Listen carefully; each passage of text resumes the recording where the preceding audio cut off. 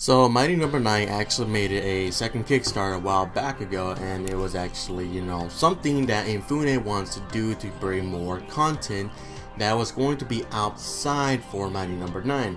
That sounds like a good idea because, he actually did admit that he wants stuff outside or not game related. Then later on, the Kickstarter was a little confusing because we had to pay $100,000 for voice acting. I was like, oh, okay, so the game is automatically by default by Japanese voice acting. Okay, that's cool, I'm fine, whatever. If it gets English voice dub, then it gets English voice dub. Then later on, it was updated to $200,000 to Japanese and English voice dub. And it made me very confused as hell, because it's like, wait. So the game does not have Japanese default voices, but the video, he said, it was just that. Wait, so this is for the CGI animation film then? Then later on, getting more information, it was not for the freaking CGI animation, it was actually meant for the game. Making me confused as hell, and I have no idea what the hell what's going on anymore. I was like, what the fuck's going on? So fans are actually flipping out that the voice acting is overpriced. Alright, well, I'm gonna let you know this, guys. Voice acting is not cheap, nor is it expensive. I do understand there's fans who can actually overtop actual decent voice actors, but the sad thing is though, which I have to say, business is business. No matter what the hell you guys say, business is business. So it's a harsh reality that we had to deal with, even we want this game to be, a good go. So nostalgia fanboys, can you shut up already? Really? Can you really shut up and realize that you're not making things any better? I understand that you want the game to be a simple shooter, platformer game out there, but the thing is though, it's time to move on from that shit, even as a spiritual successor. That's like saying Blaze Blue should be like Guilty Gear, which is completely different. Yeah, it is a spiritual successor of Guilty Gear, but Blaze Blue is different, and I love those two games. So if Mega Man is going to be well, my bad, Mighty Number 9, because I'm getting the Mega Man thing, because that's what you guys want the fucking game to be treated as. You want the game to be treated as a Mega Man. Yes, it is a spiritual successor. It's going to borrow some elements that freaking Mega Man has, but it's going to be its own game. If it has a story, which is the most cliche stories out there, it's going to happen. Mega Man X went through the same shit as well. He actually went through the struggles of being powerful and all that strong stuff around her, and Zero was his encouragement to get stronger around her, and he said that he will become stronger like Zero. And Zero sacrificed himself, and basically Mega Man X was actually the most darkest story out there, was very most interesting until Mega Man X7 ruined it. So if it has a story, then it has a story, so stop flipping the fuck out already, guys. And classic Mega Man did have a fucking story. They just didn't throw Proto Man for no apparent reason. There was some origin with Proto Man. It's the same thing with Wily. Why the fuck he actually did with these robots? They're not just throwing you in the game. It's like, oh well, you gotta figure it out all by yourself. No, they just throw in a silly story that you actually pay attention and you started to like the Mega Man game. It's not like, oh well, go destroy these 6 evil robot masters because no apparent reason. You had to do it because it was basically Dr. Wily took it over. Small little story, you did the same shit. And stop, and fucking hell guys, stop saying that fanboys is ruining this game. You guys are also ruining this fucking game as well. The game's not even released, and you guys are fighting over a freaking IP game that's going to be different and a little bit more advanced than Mega Man. Alright, yes, it looks kind of weird as a 3D 2D platformer game, but this is something I could go with as well. And I just supported this game, and no, I'm not fanboying it, or I'm not being nostalgic. I was a bit nostalgic back then, but realizing that, it's just like, fuck, I should have just treated the game as a different IP. And because, that's the same thing with Blaze Blue and Guilty Gear. They were different, and I still like them.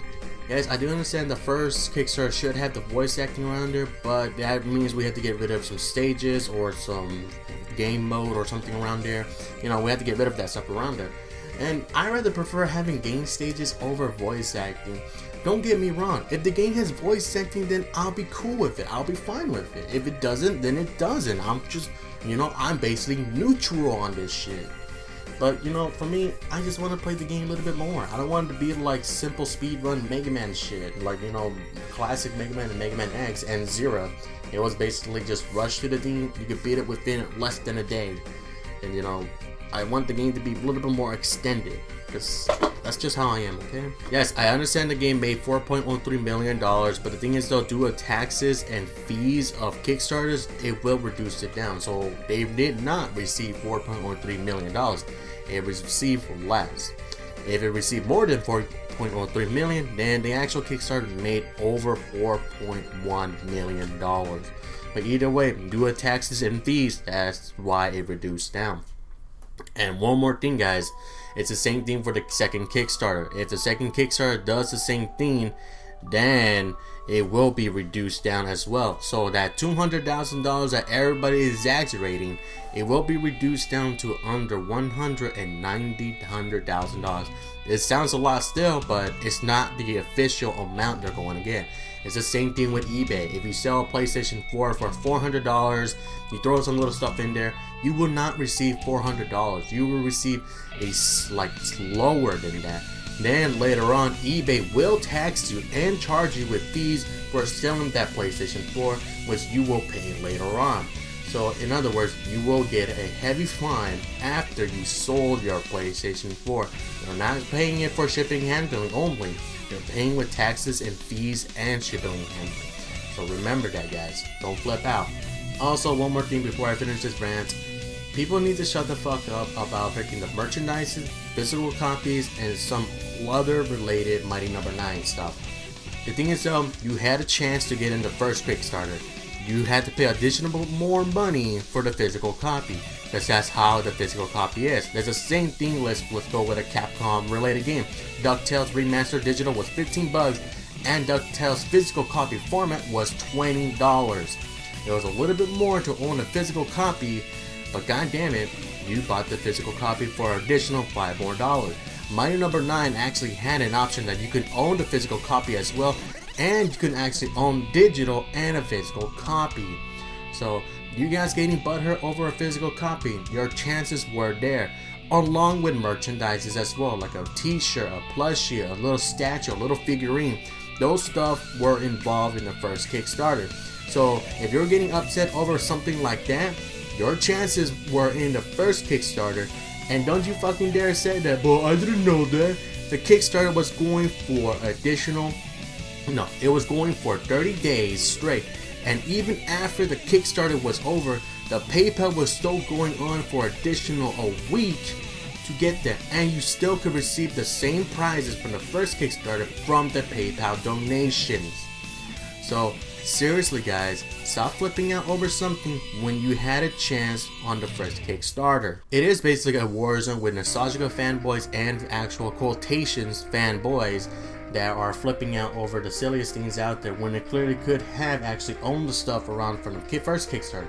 Yes, I do understand the freaking voice pack or voice acting is ridiculously high, but voice acting is not cheap or expensive, and I know fans can overdo it, and I do know that, but once again, harsh reality, business is fucking business, alright? So, I'm not freaking sucking dick for Infune, I'm not sucking dick for Nostalgica, I'm not sucking dick for the fake fans, I'm just whatever I am on this thing. Like, I like the stuff you guys provide, but I hate the things you guys are trying to make. I like the things that Infune is trying to do, but I want him to actually take his time and wait till Mighty No. 9 success or non-success goes on release date. And the fake fanboys, that's all I'm gonna do. Just a slap. So that's all I'm gonna say right now, alright? So let me know how you feel about the second Kickstarter. Just let me know, leave your emotions, express it, blah. That's all I'm gonna say.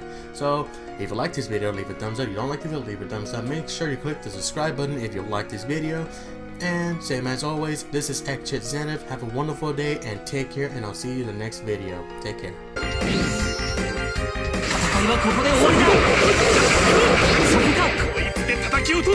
フォローを頼む。アルティメットアーマー。いけー。